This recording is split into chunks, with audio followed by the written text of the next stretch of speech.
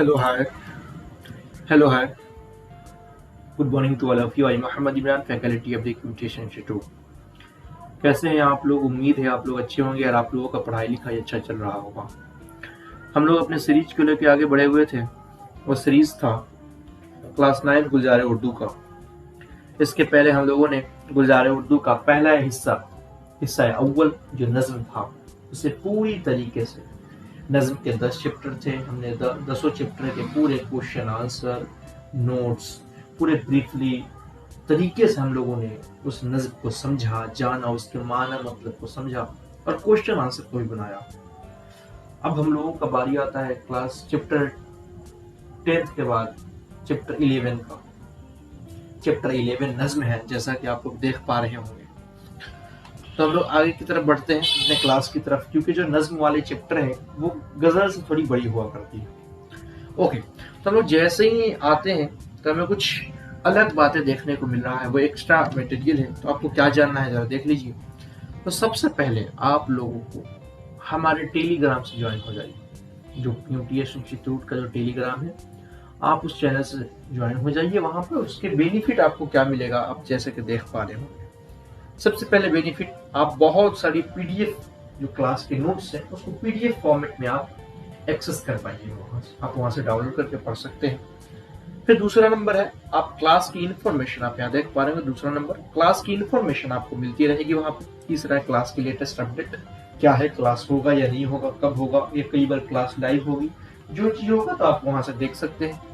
फिर download notes, आप लोग वहां से नोट्स को डाउनलोड कर सकते हैं।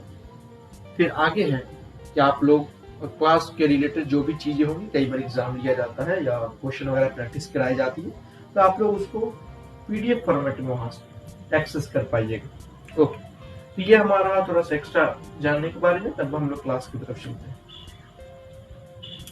तो जैसे ही हम लोग आते हैं तो हमें देखने को मिल रहा है ये सेकंड पार्ट है जो कि नज्म है, और हमें नज्म के बारे में कुछ पढ़ना है। कहते हैं कि नज्म के माना इंतजाम, तरतीब या आराइश है। आम और वसी मफहूम में ये लफ्ज़ नसर के मुद्दे मुकाबिल के तौर पर इस्तेमाल होता है और इससे मुराद पूरी शायरी होती है। इसमें वह तमाम असनाफ और असालीब शामिल है जो हैयत के एतबार से नस्र नहीं है। इस्तिलाही मानों में गज़ल के अलावा तमाम शायरी को नज़्म कहते हैं। गज़ल के अलावा तमाम शायरी को नज़्म कहा जाता है। मगर नज़्म की डेफिनेशन क्या है तो आप देख सकते हैं ऊपर वाले में।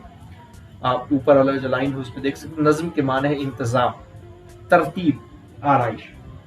गज़ल में आप देख रहे थे कि जो शायर हैं वो कहीं कहीं से, कभी थोड़ा सा इधर से बात हुई, कभी महबूब की जुल्फों के बारे में, कभी महबूब से कुछ बातें की जा रही हैं, कभी अपने दिलों के बारे में कुछ बयान किया जाए। मगर जब आप नज़्म को पढ़िएगा तो आप इस चीज को पाइएगा कि वो एक तरतीब होता है, तरतीब से जाना उसको समझा जाता है। देखिए हम लोग आगे जब पढ़ेंगे तो हम लोग को पता चलेगा किसे तरतीब से शेर आते हैं तो उसे नज़्म कैसे कहते हैं, तो हम लोग देखेंगे। ओके, आगे कह रहा है नज़्म के बारे में।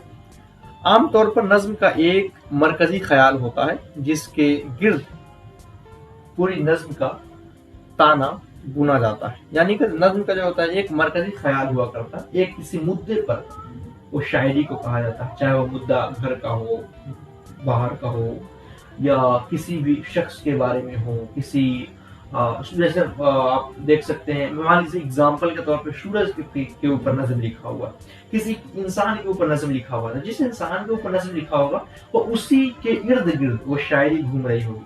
ऐसा नहीं होगा कि वो नज़्म कभी किसी के बारे में बात कर रहा, कभी किसी के बारे में बात कर रहा, ऐसा नहीं होता। बल्कि जो नज़्म होता है वो इसी जिस इंसान को मजमून बनाया गया उसी मजमून के इर्द गिर्द वो जो नज़्म है वो घूम रहा होता है। ख्याल का तरतीजी अर्तका भी नज़्म की एक अहम खुसूसियात बताया गया है। तवील नज़्मों में ये अर्तका वाज़े होता है, मुख्तसर नज़्मों में ये अर्तका वाज़े नहीं होता और अक्सर व बेशतर एक तासीर की शक्ल में उभरता है। नज़्म के लिए ना तो हैयत की कोई कैद है और ना मौज़ूआत की, یعنی کہ کوئی اس کے لیے لمٹ نہیں ہے کہ آپ یہیں تک بول سکتے، بلکہ نظم آپ کو جو من کرے آپ اس کو نظم کے مضمون کو بنا سکتے ہیں، اب نظم آپ کا مضمون بن جائے گا۔ چنانچہ اردو میں غزل اور مثنوی کی حیت کی نظمیں اور آزاد و معرہ نظمیں بھی لکھی گئی ہیں۔ اس طرح کوئی بھی موضوع نظم کا موضوع ہو سکتا ہے۔ اب سوال آ سکتا ہے کہ نظم کی موضوع کیا قید ہے؟ ایسا کچھ نہیں ہے، نظم کی موضوع کوئی قید نہیں ہے، آپ جو چاہیں آپ اس کو لکھ سکتے ہیں۔ اوکے، چلیے تو آگے آتے ہیں حیت کے اعتبار سے نظم کی 4 قسمیں۔ آپ یاد کر لیں گے کہ حیت کے نظم کی کتنی قسمیں ہوتی ہیں، تو نظم کی 4 قسمیں ہوتی ہے حیت کے اعتبار سے۔ پہلا ہے کہ پابند نظم۔ پہلا جو حیت کے اعتبار سے جو نظم ہوتا ہے 4 قسم کو، اس میں سے پہلا ہے پابند نظم۔ ایسی نظم جس میں بحر کے استعمال اور قافیوں کی ترتیب میں مقررہ اصولوں کی پابندی کی گئی ہے، پابند نظم کہلاتی ہیں۔ نئے انداز کی ایسی نظمیں بھی جن کے بندوں کی جن بندوں کی ساخت مروضع حیتوں کے مختلف ہو، یا جن کے مصرے میں قافیوں کی ترتیب مروضع اصولوں کے مطابق نہ ہو، لیکن ان کے تمام مصرے برابر کے ہوں اور ان میں قافیوں کا کوئی نہ کوئی التزام ضرور پایا جائے، پابند نظم کہلاتا ہے۔ اب دیکھیے پابند نظم کسے کہتے ہیں، تو آپ جب اس کو پڑھیے گا پابند نظموں میں کیا کیا پابند نظموں کی شرائط ہے، تو آپ اس کو سمجھ میں آئے گا۔ پابند نظموں کی کیا ہے، پابند نظموں کی ہم ایک دو بتا دیں۔ پابند نظم جب ہم لوگ پہلے نے پڑھا، اس کا جو قافیہ اور جو ہوتا ہے اس کو صحیح طور پہ استعمال کیا جاتا ہے، ٹھیک ہے، جس طریقے سے وہ آخری میں جس لفظ پہ وہ شعر ختم ہو رہا ہے وہی بار بار استعمال ہوتے رہتے ہیں۔ دوسرا نمبر، اگر پہلا جو شعر ہے وہ 4 لائنوں کا ہے تو باقی شعر بھی 4 لائن کے ہوں گے، ایسا نہیں ہوتا کہ ایک 4 ہے تو 5 ہے، ایسا نہیں ہوتا، اسے پابند نظم کہتے ہیں۔ دوسرا ہے کہ نظم معرہ، ایسی نظم جس میں تمام مصرے برابر کے ہوں مگر ان میں قافیوں کی پابندی نہ ہو، نظم معرہ کہلاتا ہے۔ کچھ لوگوں نے اسے نظم آری بھی کہا ہے۔ نظم آری اور نظم معرہ دونوں شیم ہیں۔ اس میں کیا ہوتا ہے، اس میں جو مصرے ہوتے ہیں، مصرع کہتے ہیں، جیسے مان لیجیے 4 لائن ہے تو 4 مصرے ہو گئے، ٹھیک ہے، 4 لائن کا شعر ہے تو 4 مصرے کہلاتے ہیں اسے۔ جو اس میں مشرا ہوتا ہے وہ تو سیم ہوتا ہے، مطلب کہ جتنے شعر ہیں ان سارے شعروں میں جو مصرے ہیں، جو لائن ہے، سب میں 4 لائن کا شعر ہے، مگر اس میں جو قافیہ ہے، جو آخری میں جس لفظ پہ وہ شعر ختم ہوتا ہے وہ الگ الگ ہوتے ہیں، ایک ساتھ ملتے جلتے نہیں ہوا کرتے۔ تیسرا نمبر ہے آزاد نظم۔ پہلا تھا پابند، دوسرا ہے نظم معرہ، نظم معرہ کو نظم آری بھی کہتے ہیں، اور تیسرا ہے آزاد نظم۔ ایسی نظم جس میں نہ تو قافیہ کی پابندی ہو اور نہ تمام مصروں کے ارکان برابر ہو، یعنی جس کے مصرے چھوٹے بڑے ہو، آزاد نظم کہلاتا ہے، جس میں نہ ہی کوئی مصرع کا قید ہو نہ ہی کوئی قافیہ کا قید ہو، چاہے وہ قافیہ کہیں بھی اسٹارٹ ہو یا ختم ہو، یا تو اس کا جو مصرع ہے چاہے کتنوں ہو، کبھی 4 مصرے ہو، کبھی 3 مصرے ہو، کبھی 2 مصرے ہو، ایک ہی شعر کے، تو اسے آزاد نظم کہتے ہیں۔ اگلا ہے اور آخری نثری نظم۔ نثری نظم چھوٹی بڑی نثری سطروں پر مستقل ہوتی ہے، اس میں ردیف، قافیے اور وزن کی پابندی نہیں ہوتی۔ آج کل نثری نظم اور رواج دنیا کی تمام زبانوں میں عام ہے۔ جو نثری نظم کسی کا، نثری نظم چھوٹی بڑی سطروں پر مستقل ہوا کرتی ہے، یعنی کہ چھوٹی بڑی ہو سکتی ہے۔ اس میں جو قافیے ہوتے ہیں، ردیف ہوتے ہیں، وہ وزن کی پابندی نہیں ہوتی، یعنی کہ اس میں کوئی قید نہیں ہوتا کہ آپ اتنے قافیہ کہیے گا، اتنے ہی جو ہے کہ آپ ردیف کہیے گا، ایسا کچھ نہیں ہوتا۔ آج کل جو نثری نظم ہے اسی کا بہت زیادہ رواج ہے، لوگ بڑے آسانی سے اسی کو کر لیتے ہیں۔ اب ہم لوگوں کو آتا ہے، کیونکہ ہمیں شاعر کے بارے میں بھی جاننا ہے، تو نظم تو ہم لوگ پڑھ لیے کہ نظم کسے کہتے ہیں۔ اب ہم لوگوں کو دیکھنا ہے کہ آج کے جو ہمارے شاعر ہیں وہ کون ہیں۔ تو آج کے ہمارے شاعر کا نام نذیر اکبر آبادی ہے۔ نذیر اکبر آبادی، آج کے شاعر کا نام نذیر اکبر آبادی ہے۔ ان کی پیدائش 1740 میں ہو جاتا ہے اور ان کا وفات 1830 میں ہوتا ہے۔ ولی محمد نام، نذیر تخلص تھا، دلی میں پیدا ہوئے۔ اوائل عمر میں چھوٹی سی عمر میں آگرہ چلے گئے، متھرا میں معلی کے فرائض انجام دیے اور ساری عمر آگرے میں گزار دی۔ نذیر نے مختلف شاعری اضاف میں طبع آزمائی کی ہے، لیکن نظم گو شاعر کی حیثیت سے پہچانے جاتے ہیں۔ نذیر اکبر آبادی کا معاصرہ وسیع ہے، یعنی بہت سارے موضوعوں کو شعر کہتے ہیں۔ انہوں نے زندگی کے تقریباً ہر پہلو کو اپنی شاعری کا موضوع بنایا ہے۔ ہندوستان کے رسم و رواج، میلو ٹھیلو، تفریحات و مشاغل پر جتنی نظمیں نذیر نے کہی ہیں شاید کسی اور شاعر نے کہیں۔ نظم کو زبان اور بیان پر قدرت حاصل ہے۔ نذیر کو زبان اور بیان پر قدرت حاصل ہے۔ ان کی زبان انتہائی صاف، سہیل، سادہ ہے اور وہ اردو کے عوامی شعر تسلیم کیے جاتے ہیں۔ یعنی کہ کہنے کا مطلب یہ نظیم اکبر آبادی وہ شاعر ہیں جنہوں نے کئی شعر کہے اور وہ شعر زندگی کے ہی ارد گرد گھوم رہے تھے، اور ساتھ ہی ساتھ زندگی کے ارد گرد گھومنے کے ساتھ ہی ساتھ نذیر اکبر آبادی کی جو شعر رہی وہ زیادہ تر کس پہ رہی؟ وہ زیادہ تر میلو ٹھیلوں پر رہی، رسم و رواج، ہندوستان کے رسم و رواج پر رہی، انسانوں کا مشغولیات پہ رہی۔ اور نذیر اکبر آبادی کو زبان پر اور بیان پر قدرت حاصل تھی، یعنی کہ وہ بڑے اچھے طور پہ بیان بھی کیا کرتے تھے اور بڑے اچھے جو نظم ہیں اور وہ نظم ہی وہ بیان کیا کرتے تھے اور زبان سے بیان کیا کرتے تھے اور بیان پر قدرت حاصل تھی، مطلب کو لکھا بھی بڑے اچھے انداز میں کیا کرتے تھے۔ آگے ہم لوگ جب دیکھتے ہیں تو ہمیں آتا ہے، اب ہمیں شعر کو سمجھنا ہے۔ اس میں جو مصرے ہیں وہ ٹوٹل 5 ہیں، سبوں میں مصرے 5 ہیں۔ اب کہہ رہا ہے، شاعر کہتے ہیں، نظیر اکبر آبادی کہتے ہیں، ٹک حسر وہ ہوا کو چھوڑ میاں، مت دیس پردیس پھرے مارا۔ ٹک ہرس وہ ہوا کو چھوڑ میاں، مت دیس پردیس پھرے مارا۔ فضاق جل کا لوٹے ہیں، دن رات بجا کر نکارا۔ فضاق ازل کا لوٹے ہیں، دن رات بجا کر نکارا۔ کیا بدھیا بھینسا بیل ستر، کیا گوئی میں پلا سر دھارا۔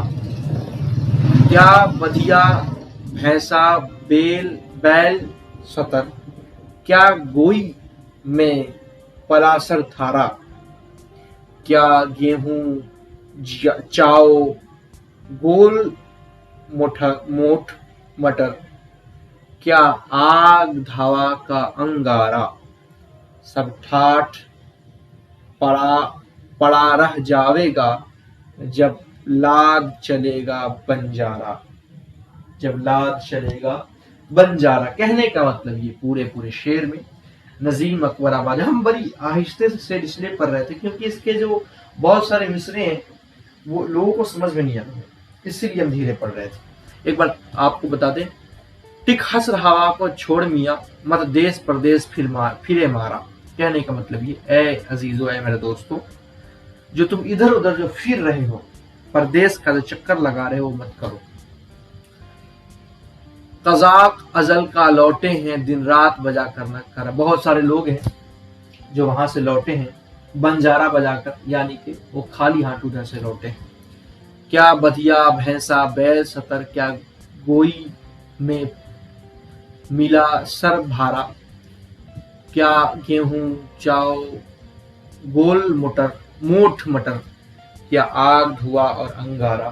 کہتے ہیں کہ کیا وہاں پہ جا رہے ہو، کیا چیزیں تم کہہ رہے ہو، وہاں چیزیں بدھیا ہیں، اچھے ہیں، اور وہاں پہ بہت ساری الگ الگ چیزیں ہیں، وہ سراسر بھار ہے تمہارے لیے۔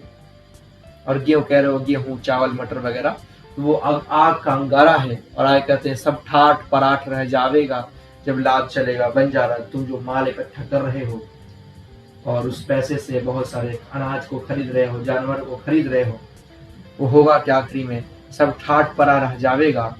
और आखिरी में ये जो बंजारा है, बंजारा कहते हैं उस शख्स को जो एक जगह से दूसरी जगह आता जाता रहता है, वो एक जगह रहता नहीं है, उसे बंजारा कहते हैं।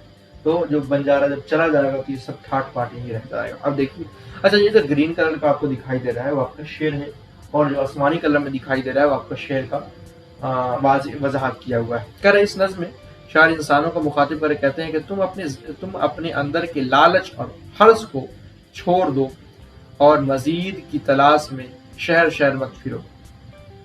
मौत दिन रात अपना नक्कारा बजाकर तुम्हारे पीछे है। उसके सामने कोई इंसान बैल भैंस की तमीज नहीं है, और न मौत के सामने उन चीजों को कोई हैसियत बाकी रह जानी है। नहीं किसी किस्म का अनाज, गंदम, चावल, मटर वगैरह तब किसी काम आएगा। ये सारे ठाठ बाट यहीं इस दुनिया में यूं ही पड़े रह जाएंगे, और तुम जब यहाँ से लाद के चले जाओगे। मैंने जब वजाहत दी वही उसमें लिखा हुआ है। आगे शेर, अगला शेर कहते हैं, गर तू है लिखी बंजारा और खेप भी तेरी भारी है। गर तू है लिखी बंजारा और खेप भी तेरी भारी है। ए गाफिल तुझसे भी चढ़ता एक और बड़ा व्यापारी है। क्या शुक्र मिस्री कंदगरी, क्या साभल मेठा खारी है। क्या दाख मुनका सूंढ मिर्च, क्या कैसर लौंग सुपारी है। सब ठाठ परा रह जावेगा जब लाद चलेगा बंजारा। अब देखिए इसकी वजह क्या। इस बद में शायर कहता है कि अगर तू वह इंसान है जिसके पास लाखों का सामान है, तो तुम्हारी खेप भी खासी भारी होगी। उसके बाद तुमसे भी एक बड़ा व्यापारी तैयार होगा। उस वक्त शुक्र नस्र संभाल कर किसी चीज की कोई और औकात न होगी, न ही मीठे खारी की कोई अहमियत होगी, न ही डाख मुनक्का सोंठ सुपारी में कोई फर्क होगा जब तुम इस दुनिया से लाद के चले जाओगे। कहने का मतलब ये, तुम जो माल कमा रहे हो, सोंठ सुपारी खरीद रहे हो और बाकी सारी चीजें कर रहे हो, उसका कोई मोल नहीं रह जाएगा। आगे शायर कहते हैं कि जब चलते चलते रास्ते में ये गोंद तेरी रह जाएगी, एक बधिया तेरी मिट्टी पर फिर घास चढ़ने आवेगी। ये खेप जो तूने लादी है सब हिस्सों में बट जावेगी। धी पूत जनावी बेटा क्या बंजारन पास ना आवेगी। सब ठाठ परा रह जावेगा जब लाद चलेगा बंजारा। कहते हैं कि जब चलते चलते रास्ते में ये गोंद तेरी रह जाएगी, तुम चल रहे हो, चलते चलते थक जाओगे, अगर तुम्हें मौत आ गया, ये जो गोंद है तुम्हारी, ये जो गेहूं है, ये तुम्हारे अनाज है, यही रह जाएंगे। एक बदिया तेरी मिट्टी भर भी घास न चरने आवेगा। एक कोई भी शख्स वहां पे तेरे करीब नहीं आएगा तेरे मर जाने के बाद। क्या खेप जो तूने लादी है सब हिस्सों में बट जाएगा, और तूने जो माल कमाए हैं ना परदेश में, वो सारे तेरे हिस्से में बट जाएंगे। धी पूत जनवाई बेटा क्या बंजारन पास ना आवे। क्या तेरी औलाद, क्या तेरे माँ बाप, क्या तेरे घर वाले, कोई यहाँ तक कि कोई बंजारा भी होगा ना, एक देश से दूसरे देश आने वाला, जो तेरे रिश्तेदार ना होंगे, जो तेरे रिश्तेदार ना होंगे, वो भी तेरे पास भी ना आवेंगे। और तू क्या कर रहा है, तू यहाँ से जाने वाला है। अब देखिए वजाहत इस बंद में शायर कहता है कि जब कभी चलते चलते रास्ते में ही तेरी मौत आ जाएगी, तो ये तुम्हारे जमीन दौलत सब यही धरे का धरा रह जाएगा, और इसी वक्त तेरी मिट्टी की कब्र पर कोई बधिया घास चरने की ना आएगा। यानी कि कोई भी जानवर तेरे कब्र पे घास चरने भी ना आएगा। तुम्हारे बाद तुम्हारी چھوڑی ہوئی دولت حصوں میں بڑھ جائے گی، اس کے بعد تمہارا اپنا بیٹا بیٹی بیوی اور رشتے دار، یہاں تک کہ کوئی بھٹکے ہوئے لوگ بھی تیرے پاس بھٹکنے نہیں آئیں گے۔ تم یہ سب ٹھاٹھ یہیں رہ جائے گا جب لاج چلے گا، بن جائے گا جب تم یہاں سے چلے جاؤ گے۔ اب کہتے ہیں صاحب، نہ آوے گا تیری یہ لال وزم دسیم ورز، جب پونجی باٹ میں بکھرے گی ہر آن بنے گی جانوں پر، نوبت نکار بان نشاں دولت خصمت فوج لشکر، کیا مسن تقیا ملک مقا، کیا چوکی کرسی تخت چھتر، سب ٹھاٹھ پرا رہ جاوے گا جب لاد چلے گا بن جا رہا۔ کہتے ہیں نہ آوے گا تیرے یہ لال وزم دسیم ورث، نہ تیرے رشتے دار، نہ تیرے دوست، نہ تیرے بیٹے، نہ تیرے بیویاں، کوئی نہیں آئے گا۔ جب پونجی باٹ میں بکھرے گی ہر آن بنے گی جانوں پر، ہر لوگ ایک دوسرے کے اوپر مارنے کاٹنے کے لیے دوڑ رہے ہوں گے، وہ اس کی وجہ مال ہوگا، پیسہ ہوگا۔ نوبت نقار بن نساں دولت حسمت فوج لشکر، حالت یہ ہوں گے کہ تیرے اس لڑائی کی وجہ سے بہت سارے فوجیں، لشکریں، پولیسیں آئیں گی۔ کیا مسنتقیہ ملک و مقا، کیا چوکی کرسی تحت چھتر، کیا تم سوچتے ہو یہ تمہارا زمین کرسی، حتیٰ کہ لوگ تمہارے گھر کے کرسیوں کا بھی بٹوارا کرنے پہ آ جائیں گے، تم کیا سوچ رہے ہو تم یہاں سے جانے والے ہو، اتنے مال نہ کماؤ۔ اب دیکھیے اس کی وجہ، اس بند میں شاعر کہتے ہیں کہ وقت قیمتی ہے، قیمتی ہیرے زیورات کچھ بھی تمہارے کام نہ آ سکے گا، تمہارا اصل جمع پونجی تمہارے اعمال ہوں گے، ان کو جب تیرا ترازو میں تولا جائے گا تب تمہارے جان پرانے بنے گی، تب دنیا وسان شوکت تیری کوئی بھی تیرا کام کرنے نہیں آئے گا۔ آگے ہے، کیوں جی پر بوجھ اٹھاتا ہے ان گونوں بھاری بھاری ہے، تم کیوں اپنے شریر پر بوجھ اٹھاتے ہو؟ بھائی جو تم سامان لے کے جا رہے ہو وہ بہت بھاری بھرکم ہے۔ جب موت کا ڈیر آن پڑا پھر دونوں ہے بیوپاری ہے، پھر جب موت کا ڈیر آن پڑا، جب موت آ جائیں گے دونوں بیوپاری ہو گئے، تم دونوں ایک دوسرے کا سودا کر لو گے، وہ تمہارے جان کا سودا کر لے گا اور تم اس کے یہاں چلے جاؤ گے۔ کیا ساز ججاؤ جر جیور، کیا گوٹے کھانے کنکاری کے، کیا گھوڑے زین سہری کے، کیا ہاتھی لال اماری کے، سب ٹھاٹھ پرا رہ جاوے گا جب لاج چلے گا بن جا رہا۔ کہتے ہیں اس بند میں شاعر کہتے ہیں کہ انسان تم اپنے دل پر اتنے بھاری بوجھ بھرکم کیوں لے جاتے ہو؟ جب موت آ جانی ہے تب بڑے سے بڑے بیوپار بھی اس کے سامنے ہینچ ہیں، اس کے زیور گوٹے کنارے والے خوبصورت لباس گھوڑے اور زین سے ملبوس اعلیٰ نسل ہاتھی سب بے معنی ہوں گے اور سب کچھ یہاں چھوڑ کے تم چلے جاؤ۔ کہنے کا مطلب یہ کہ تم جب مال وغیرہ تم کما رہے ہو، حالات یہ ہوگی جب وہ آئے گا تو اس کو مال وغیرہ کی کسی چیز کی طرف نہیں ہوگی، ٹھیک ہے، اور یہ تمہارا جو پیسہ ہے، تمہارے ہاتھی زیورات ہیں، وہ تمہیں بچا نہیں پائیں گے۔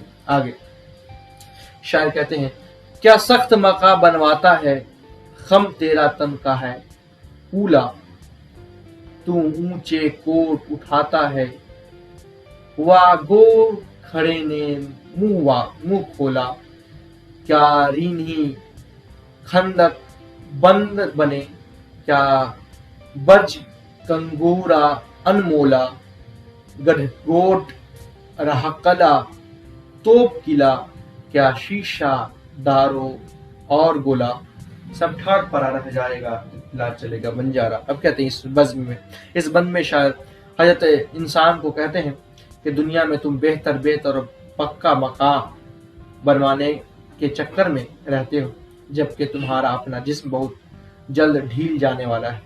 یہاں تم اونچے محل نما بنوانے میں لگے ہو، وہاں تمہارا قبر منہ کھول تمہاری منتظر ہے، جس کے آگے بڑی खंदकें, कीले, शीशे की दीवार भी उसके अंदर कब और कितनी नीचे जाकर डूब जाती है वो पता नहीं चलता। तुम जाने वाले हो तुम किस चीज की तैयारी कर रहे हो। आगे शायर कहते हैं, जब मुर्ग फिरा कर चाबुक को ये बैल बदन का हाँकेगा, कोई नाज समेटेगा तेरा कोई कौन से और काटेगा। हो ढेर अकेला जंगल में तू खाक लहद की फाकेगा, उस जंगल में फिर आह नजीर एक तिनका आन न छावेगा, सब ठाठ परा रह जावेगा जब रात चलेगा। बंदा रहे। ये आखिरी शेर इस नज्म के आखिरी बंद में शायर कहते हैं कि जब मौत अपनी चाबुक को घुमाकर बैल की तरह हमारे जिस्म को हाँक कर ले जाएगी, तो कोई उस वक्त तुम्हारे बदन दौलत समेटने की लगे जाएगा और कोई तुम्हें उसके बाद एक जंगल नमा जगह में तुम्हें कब्र में उतारा जाएगा, जहां तुम बस कब्र की मिट्टी को खाओगे। उस जगह पर फिर तुम्हारे पास अपने तो दूर एक तिनका भी आकर ना झांकेगा। ये सब दुनिया की माले हैं, यहाँ से चली जाएंगे। ओके, तो हमारे यहाँ पे चैप्टर खत्म होता है। मुझे उम्मीद है कि आप लोगों को चैप्टर थोड़ा नहीं समझ में आया होगा, क्योंकि उसकी वजह ये है चैप्टर थोड़ा टफ है। अगर आप लोग एक दो बार और पढ़िएगा तब तो चैप्टर समझ में आएगा। अगर ना समझ में आएगा जरूर पीडीएफ को डाउनलोड करिए टेलीग्राम से इसके नोट्स को, और वहाँ पे ये सारे नोट्स आपको एक्सेस करने को मिल जाएंगे जो यहाँ पढ़ा रहे हैं, तो आप उसको पढ़ सकते हैं। ओके, क्वेश्चन आंसर की तरफ सबसे पहला नंबर सवाल है, इस नज्म में बंजारा किसे कहा गया है और क्यों? इस नज्म में बंजारा इंसान को कहा गया है, और इंसान इस दुनिया से एक आरजी मुसाफिर की तरह कयाम किए हुए हैं, जिसकी वजह से उसको बंजारा कहा गया है। सवाल नंबर दूसरा है, नज्म के पहले बंद शायर किस चीज को छोड़ने का कह रहा है? इस नज्म के पहले बंद में शायर ज्यादा से ज्यादा पाने के लालच को, ज्यादा से ज्यादा माल पाने के लालच को छोड़ने को कह रहा है। सवाल नंबर तीसरा है, सब ठाठ परा रह जावेगा जब लाभ चलेगा बंजारा, ये मिसरे बार बार क्यों दोहराए गए? कलाम में असर और दुनिया के हवाले से कही गई बात के मुआनवियत पैदा करने के लिए शायर हर बंद के आखिरी में ये बात दोहरा आता है, ये सब दौलत और ठाठ बाट यही दुनिया में धर रह जाएगा। बंजारा क्यों यहाँ से लाद गली मंजिल तक पहुंचा दिया जाएगा। सवाल नंबर चौथा और आखिरी है कि नज़्म बंजारा नामा का खुलासा कीजिए। आप इसको पढ़ सकते हैं, हम इसको पढ़ नहीं रहे क्योंकि हमने इसको अपने तौर पे लिखा है। अगर आप चाहें तो इसको आप खुद से पढ़ सकते हैं, खुद से लिख सकते हैं। ठीक, मैंने खुलासा जो मुझे बेहतर लगा मैंने लिखा, अगर आप चाहें तो आप खुद से भी खुलासा को लिख सकते हैं। ओके, हम इसको इसलिए नहीं पढ़ रहे। ओके, तो हम लोगों का यहाँ पे होता है चैप्टर कंप्लीट। मुझे उम्मीद है आप लोगों को चैप्टर समझ में नहीं आया होगा। अगर नहीं समझ में आया तो आप प्लीज एक बार और वीडियो देखिएगा। ना समझ में आया करिए तो आप जरूर पीडीएफ डाउनलोड करिएगा टेलीग्राम से, उसके बाद आपको उम्मीद है आपको समझ में आने लग जाएगा। ओके, तो मिलते हैं एक नए वीडियो में नए लेक्चर के साथ। तो बहुत बहुत शुक्रिया आपको यहाँ तक बनने के लिए। Thanks for watching this video.